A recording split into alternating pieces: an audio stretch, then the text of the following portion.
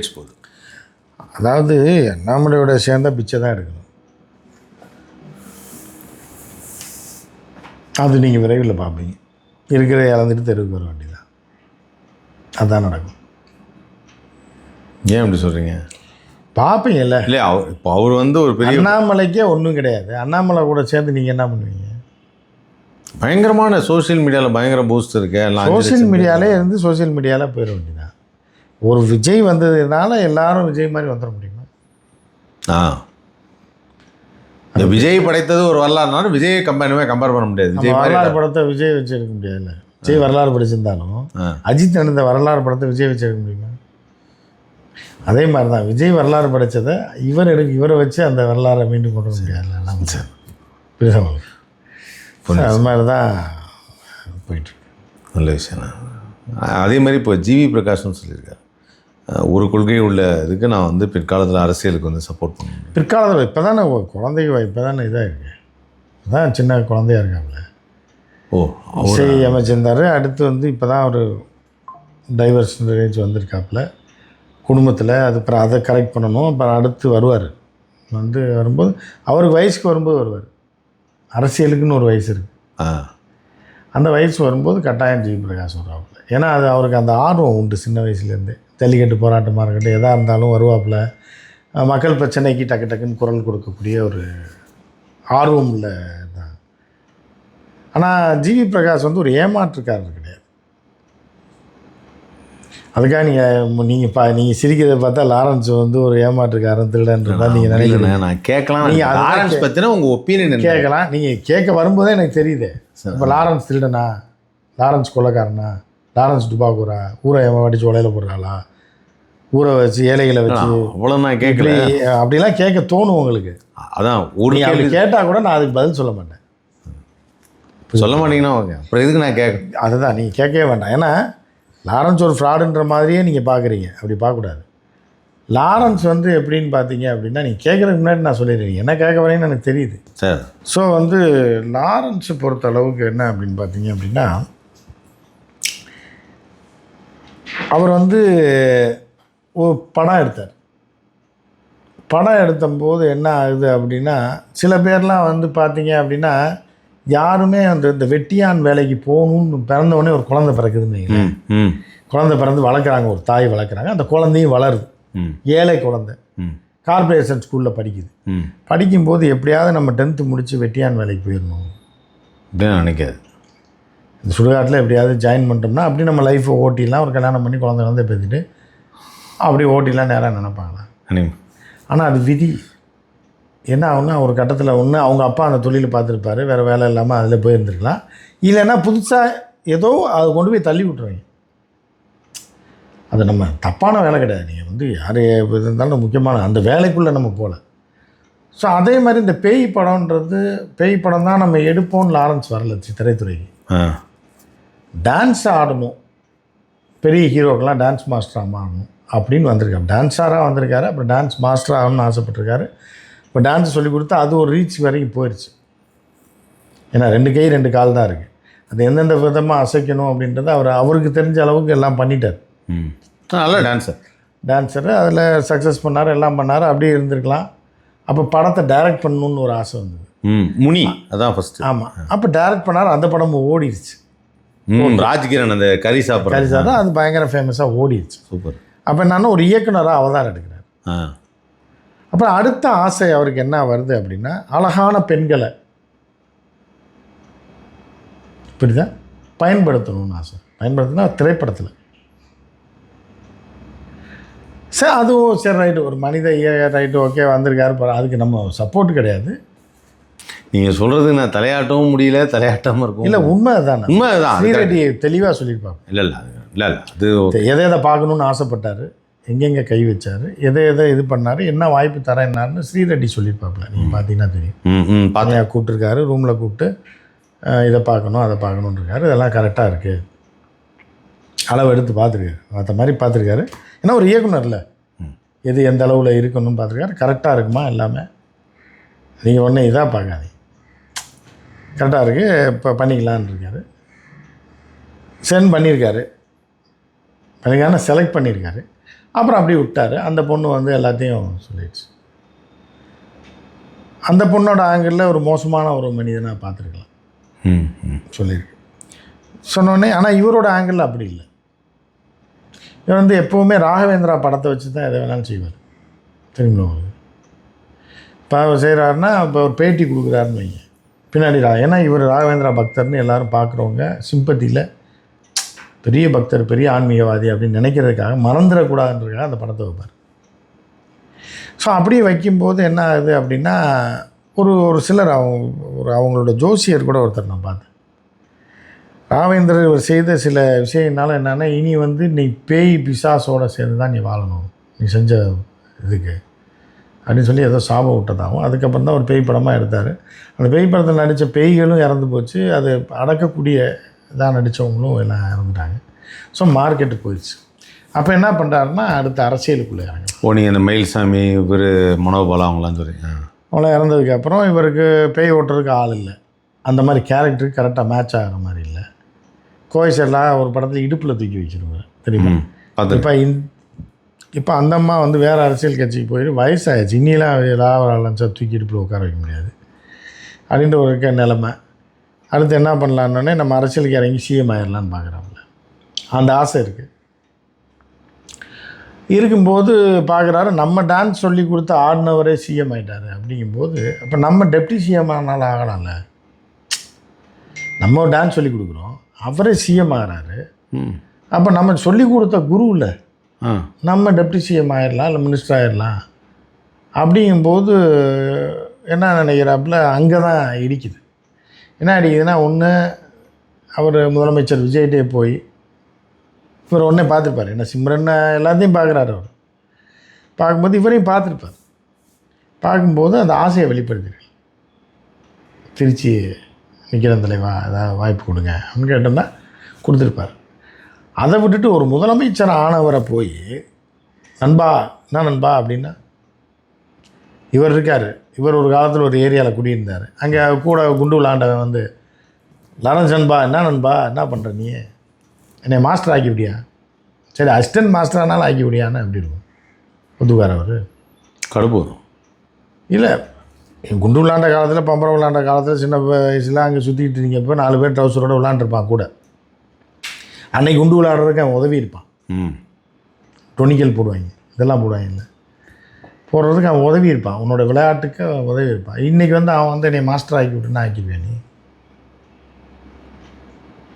என்னை ஒரு dance master ஆக்கி விடியா, தெலுங்கு படத்துலனால அப்படின்னா அப்படி இருக்கும். அந்த மாதிரி தான் ராகவா லாரன்ஸ் போய் விஜய்கிட்ட மறைமுகமாக சும்மா ஆளை வச்சு கோஷம் போட விட்டு துணை முதல்வர். ஆமாம், இவங்களே ஃபோட்டோலாம் வச்சு எல்லாம் இது பண்ண, இவர் தான் திருச்சி துணை முதல்வர், திருச்சியில் எம்எல்ஏ துணை முதல்வர் கிளப்பி விட்டால் விஜய்க்கு எவ்வளோ கோவம். அப்போ அந்த கடுப்பில் விஜய் இந்த ஒளிப்பார் யார் வந்தாலும் சரி, இந்த ராகவா லாரன்ஸு திருச்சி பக்கமே வரக்கூடாது, ஈசிஆர் ரோட்டு பக்கமே வந்தால் போலீஸில் தடுத்து நிறுத்துங்கன்ற மாதிரி, ஷூட்டிங் கூட இந்த பக்கம் போகக்கூடாது, ஓஎம்ஆர் ரோடு வழியாக தான் போகணுன்ற மாதிரி உத்தரவை போட்டு விட்டாங்க. புரியுதா அவங்க? இப்போ டோட்டலாக முடங்கி போய் கிடக்காங்க, முடிஞ்சு போச்சு, ஆட்டம் முடிஞ்சு போச்சு, அவ்வளோதான். ஆனால் அவர் வந்து என்ன சொல்கிறாங்கன்னா, சமூகத்துக்கு நிறையா வந்து செஞ்சுருக்கிறாரு, அதெல்லாம் நிறையா அந்த வீடியோலாம் போட்டாங்கல்ல, அவங்களுக்கு உதவுனது இவங்களுக்கு உதவுனது, அதனால் இவங்க மாதிரி சுயேட்சையாக நிற்க வேண்டியதானே வட சென்னையில். நியாயம் தானே, கரெக்டு தான். ஆமாம்ல, அதுவும் நல்ல ஐடியா தான். ஓட்டு போடுவாங்க. இல்லை, நீங்கள் சொன்னதும் கரெக்டான ஒரு விஷயம். ஏன்னா அவர் வந்து சமூகத்துக்கு நிறைய பேருக்கு ஹெல்ப் பண்ணியிருக்காரு, நிறையா மக்களுக்கு உதவி செய்யிருக்காரு. சுயேட்சையாக நிற்கலாமே, மக்களுடைய சப்போர்ட் இருக்குல்ல, மக்களுடைய சப்போர்ட் தானே வேணும், மக்கள் தானே ஓட்டு போட நிற்கலாம். ஏன் இவரே போய் திருச்சியில் சுயேட்சையாக நிற்கலாம்ல? மக்கள் பார்ப்பாங்க, விஜய்க்கு போட்டோம் ஒரு டைம், விஜய் மாஸ்டருக்கு போடுவோம்னு சொல்லி கூட போட்டு ஆக்கிடலாம். தப்புன்னு எம்எல்ஏ ஆகிட்டாரு அப்படின்னா அடுத்து மினிஸ்டர் ஆகி பருத்திவரனில் சொன்ன மாதிரி 2 மாடு வாங்குவேன், அப்புறம் அப்படி இப்படின்னு புல்லுக்கட்டை போட்டு ஒரு பண்ணை வைப்பேன், அப்புறம் வந்து எம்எல்ஏ இது ஊராட்சி தலைவராகி எம்எல்ஏவாகி மினிஸ்டர் ஆகிடுவேன், அப்புறம் சிஎம் ஆகிடுவேன், நாங்கள்லாம் உனக்கு போஸ்டர் ஓட்டணும். 2 மாடு வாங்க போகிறேன்னு தனியாக சொன்னேன் அப்படின்ற கதையில். ஆனால் இவர் லாரன்ஸ் அப்படி சொல்லலை, எம்எல்ஏ ஆகணுன்ற ஆசை இல்லை, துணை முதல்வர் ஆகணும்னு சொல்லி இவங்களா யார் இந்த டிசைனரே பேட்டி விட்டாங்க. பட்டு இந்த டெப்யூட்டி சிஎம் வந்து செத்துட்டானா என்ன பண்ணுவாங்கன்னா, ட்ரிப்ளிகேனில் டிசைனர்லாம் நிறையா பேர் இருப்பாங்க. இவன் செத்துட்டுப்பான். குடியாருனா ஏதோ குடிச்சு செத்துட்டு போகிற 50 வயசில் செத்துருச்சுன்னு வைங்க. இது போட்டு 2 சிங்கம் அழுகிற மாதிரி போடுவாங்க தெரியுமா? இந்த நாய் செத்துச்சுன்னு சிங்கம் ஏன்டா அழுகுது அப்படின்னு கேட்பாங்க. இவன் செத்துட்டான், இவன் போஸ்டரை போட்டு கண்ணீர் அஞ்சலின்னு போடுறத விட்டுவிட்டு 2 சிங்கம் அழுகிற மாதிரி கண்ணீர் விட்டு கதறும். சிங்கம் என்றைக்கு அழுதுருக்கு? அந்த மாதிரி சிங்கத்தை கொண்டு போய் டிசைன் பண்ணி போட்டுருவாங்க. இப்போ 2 சிங்கம் இருக்க மாதிரி நடுவில் ஒரு செத்தவர் மாதிரி புரியுதா அவங்களுக்கு? இல்லை 2 புலி கத்துற மாதிரி இருக்கும், பதறி கத்தும். அவர் வெள்ளைக்கார குழந்தை அழுகிற மாதிரி போட்டுருவாங்க. இந்த மாதிரி ஆகப்புறம் டுபாக்கூர் இருப்பாங்க. இந்த மாதிரி நல்லா இருக்கும்ல அந்த போஸ்ட், உலகமே அழுவுது அப்படின்ற மாதிரி. நம்ம ஊர் குழந்தை இல்லை, வெளிநாட்டு குழந்தையே அழுகுதுன்ற மாதிரி இருக்குல்ல. இந்த மாதிரி இந்த பைத்தியக்காரங்க என்ன பண்ணுறாங்க, உணர்ச்சி வசப்பட்டு துணை முதல்வர்னு போட்டு விட்டாங்க. உங்களுக்கு காலையில் சோத்தை போட்டதுக்கு வச்சிங்க பாடுறா வேணான்னு சொல்லி அன்னைக்கு எல்லாரும் பிடிச்சி விட்டாங்க. துணை முதலமைச்சர், வருங்கால துணை முதலமைச்சர்னு போட்டாங்க. விவேக் காதுக்கு போயிடுச்சு. உளவுத்துறையிலேருந்து போனோடனே யாரா அதுன்னு. இதுக்கு முன்னாடி இது மாதிரி ஒரு சம்பவம் வந்து திரு ஜெயக்குமார் அவர்களுக்கு நடந்திருக்குல்ல? ஆமாம், அவர் வந்து வருங்கால முதல்வரேன்னு போட்டு தான் அவர் வாழ்க்கையை ஜெயலலிதா ஒழிச்சு விட்டுச்சு. ஒரே நாளில் பதவியை பிடுங்கி விட்டு 5 வருஷம் கண்ணீர் விட்டு கதற விட்டுச்சு. அது யாருன்னா தொண்டர்கள் தான் உணர்ச்சி வரணும். இப்போ அதே தான் அவன் என்ன பண்ணியிருப்பான்னா, ஏதாவது கேட்டிருப்பான்ட்ட வந்து ஜெயக்குமார்ன்ட்ட, என்ன வேலை வாங்கி கொடுங்கன்னு, உன்னை என்ன பண்ணுறேன் பாரு, உன்னை எப்படி சிக்க வைக்கிறேன் பாருன்னு சொல்லி வருங்கால முதல்வர்களேன்னு விட்டுனா ஜெயலலிதா அடுத்த நிலை தூக்கிடும். நீ எனக்கா செய்ய மாத்திர, உன்னை ஒழிச்சு கட்டுறேன் பாருன்னு ஒரு போஸ்டர் தான் 1000 ரூபா செலவு பண்ணி ஜெயக்குமார் வாழ்க்கையை முடிச்சு விட்டாங்க. அப்புறம் அவர் 5 வருஷத்தில் அவன் எங்கடான்னு தேடி இருக்கான். அவன் ஊரை விட்டு ஓடிட்டான்.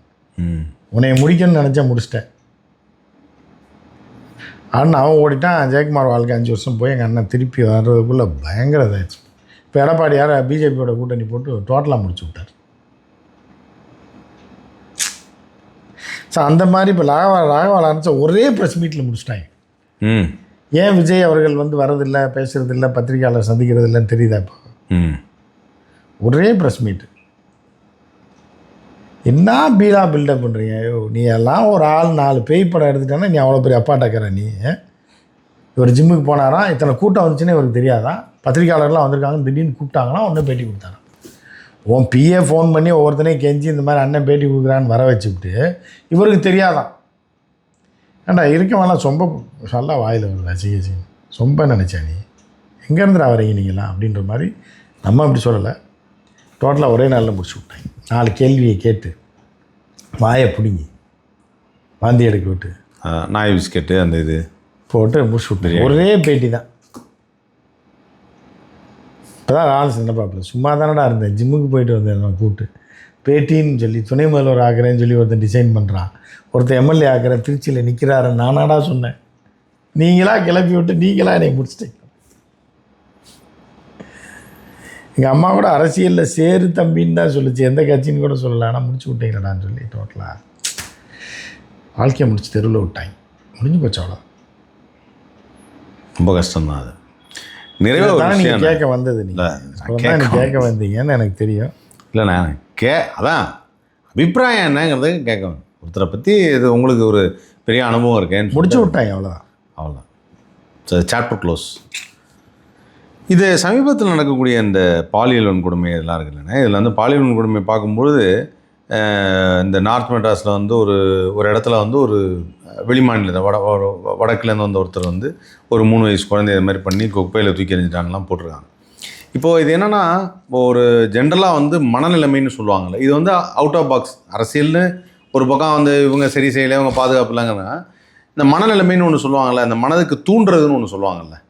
இப்போ நம்ம வந்து சாப்பாடை பார்க்கும்போது தான் பசி இல்லை, சும்மா பேசிகிட்டு இருக்கோம், ஆனால் சாப்பாடு இப்படி பார்த்துட்டா பசிக்கிற மாதிரி இருக்கும். ஏன்னா அது வந்து பிரெயினுக்கு போகிறது, கண்ணில் என்ன பார்க்குறோமோ அது பிரெயினுக்கு போய் ஆக்டிவேட் ஆகி எச்சு ஊற ஆரம்பிச்சிடும். இதுதான் வந்து நேச்சர். அது மாதிரி இப்போ இருக்கக்கூடிய இந்த சமூக வலைதளங்களில் வந்து நிறைய வந்து பார்த்திங்கன்னா, இந்த இன்ஸ்டாகிராமில் வந்து இன்ஃப்ளூயன்ஸருங்கிற பேரில் வந்து சில ஆபாசமான சில வீடியோலாம் போட்டு பண்ணுறதுனால வரக்கூடிய ப்ராப்ளம் ஆகுது. ஆமாம், அது பூராமே எல்லாமே நிறைய பேர் அதை பண்ணுறாங்க. அது ரொம்ப வருத்தமாக இருக்குது. எல்லாமே சோசியல் மீடியானால் வரக்கூடிய கேடுகாலம் தான் இது பூராமே. அதை நீங்கள் தடுக்கவும் முடியாது. அதை தடுத்தீங்க அப்படின்னா இன்டர்நேஷ்னல் கம்யூனிட்டிலேருந்து உங்களுக்கு ஆட்சியை கவுத்து விட்டு ஆட்டையை போட்டு விட்டுருவான். நீங்கள் அதுக்கு என்ன பண்ணணும்னா, நீங்கள் என்ன தான் அவுத்து போட்டு ஆடுறதை பார்த்தீங்கன்னா கூட நீங்கள் கட்டுப்பாடோடு இருக்கணுன்ற அச்சத்தை காவல்துறையை அரசாங்கமும் ஏற்படுத்தணும். அது இந்த அரசாங்கம் நடக்குதுன்னு தெரியுது, அதை கட்டுப்படுத்த தெரியல. குழாயில் தண்ணி வேஸ்ட்டாக போகுதுன்னு தெரியுது, அதை மூட தெரில இவங்களுக்கு. நாங்கள் கிழிச்சிடுவோம், குழாயில் தண்ணி வீணாக போயிட்டுருக்குன்னு சொன்னவங்க அதை எப்படி மூடுறதுன்னு தெரில. திறந்து விடுறேன்னு குழாயை பிச்சுடுவாங்க தெரியுமா, சில நேரத்தில் பீச்சிக்கிட்டு அடிக்கும். லைட்டாக கொஞ்சம் லீக்கேஜ் இருக்கும், அதை சரி பண்ணுறேன்னு சொல்லி அதை கையை பையன் பிடிங்கிட்டு வந்துடும். கையோட பிடிக்கிட்டு நேராக மூஞ்சியில் அடித்து அதை நிறுத்தவே முடியாது, வச்சா சட்டைக்கிட்டெல்லாம் நினைஞ்சிடும். அந்த மாதிரி தான் இப்போ போயிட்டு. அது ஏற்கனவே அந்த குழாயில் கொஞ்சமாக தண்ணி லீக் அவுட் ஆகிட்டு இருந்துச்சு. அதை கரெக்டான ப்ளம்பர் வச்சு கரெக்டாக அதை கட்டையை வச்சு லாக் பண்ணி திறந்துருக்கணும். இவங்க போய் பிடுங்குறேன்னு சொல்லி பிடுங்கி மொத்த தண்ணியை அடித்து மேலே சட்டைக்கிட்ட அடுத்த மேலெலாம் ஆகி தண்ணி பூரா வீணாகி அதை நிறுத்தவும் முடியாமல் போயிடுச்சு. ஸோ அதுதான் இப்போ விஜய் அவர்களுடைய ஆட்சின்னு சொன்னாங்க. இது வந்து ஒரு கண்ட்ரோல்லாம் பண்ண முடியாதா? ஏன்னா இப்போது ஒரு எக்ஸாம்பிள், நல்ல நிர்வாகம் இருந்தால் ஒரே நாளில் கண்ட்ரோல் பண்ணலாம். இப்போது சைனா எடுத்துக்கிட்டோன்னு வச்சுக்கோங்க, அவங்க நாட்டில் சைனாக்கெல்லாம் எதுக்கு போகிறீங்க நீங்கள்? இல்லை இவ்வளோ செலவு பண்ணி அங்கே போகிறீங்க? இல்லை, ஜென்ரலாக சார் ஒரு சைனா எடுத்துட்டோன்னா நான் வியந்து பார்க்குற ஒரு விஷயம் என்னென்னா, எவ்வளோ நம்ம ஸ்க்ராலில் பார்ப்போம், ஆனால் சைனாவை பற்றின மேட்ரு மட்டும் ஸ்க்ராலில் வரவே வராது, சைனாவோட வீடியோ மட்டும். ஏன்னா அவங்க நாட்டில் நடக்கிறதுலாம் இங்கே வரதே ரொம்ப ரேராக இருக்கும். யாரோ ஒரு தமிழன் எங்கேயோ சைனாலேருந்து வீடியோ எடுத்து போட்டு இங்கே இப்படி தான் இருக்குது பாருங்கள் அப்படின்னு சொல்லி வீடியோ போட்டது தான் வைரலாக போயிட்டு இருந்து. பார்த்தீங்களா 21வது மாடியில் இப்படி இருக்குன்னு சொல்லி. There is a control in the media. அவங்க வந்து ஊரில் ஒரு கண்ட்ரோல் வச்சுக்கிறாங்கன்னு வச்சுக்கிறோம். இங்கே வந்து அந்த கண்ட்ரோல் இப்போ மலேசியாவில் வந்து பார்த்தீங்கன்னா 18 வயசுக்கு கீழே இன்ஸ்டாகிராம் அக்கௌண்ட் ஓப்பன் பண்ணக்கூடாதுன்னு சொல்லிட்டு ஒரு ரூல் கொண்டு வந்திருக்காங்க. நீங்கள் சொல்கிறது வந்து பெரிய சப்ஜெக்ட்டு, அது இப்போ ஷார்ட்டாக அதை பேச முடியாது. சைனாலாம் வந்து 20 வருஷத்துக்கு முன்னாடியே பிளான் பண்ணி கூகுளே ஒழிச்சு கட்டினவங்க. ஒழிச்சு கட்டி அவன் ஊருக்குள்ளே விட மாட்டான். கூகுள் கிடையாது, இன்ஸ்டாகிராம் கிடையாது, ஃபேஸ்புக் கிடையாது, வாட்ஸ்அப் கிடையாது, எதுவுமே சைனாவில் கிடையாது. அதுக்கான ஆட்சி மத்தியில் இல்லை. மத்திய அரசு அந்த மாதிரியான விஷயத்தை பண்ணலைன்றதுனால தான் இவ்வளோ தூரம் வந்துட்டு நம்மளுடைய செல்ஃப் டெவலப். அதெல்லாம் மத்திய அரசு பண்ண வேண்டியது, அதை அவங்க பண்ணலை. இந்த நாட்டை வந்து அந்த ஒரு ஒரு வருங்காலத்தை பற்றி யோசிச்சு அதுக்கான எந்த முன்னெடுப்பும் எடுக்கலைன்றதுனால தான் அது போய்ட்டு. அது வேறு சப்ஜெக்ட், இன்னொரு நாள் பேசுவோம். கரெக்டு. ஓகே, ஃபைன், ஓகேண்ணே, சிறப்புண்ணே. இது வரைக்கும் பகிர்ந்துக்கிட்டதுக்கு மீண்டும் சந்திப்போம். நன்றி.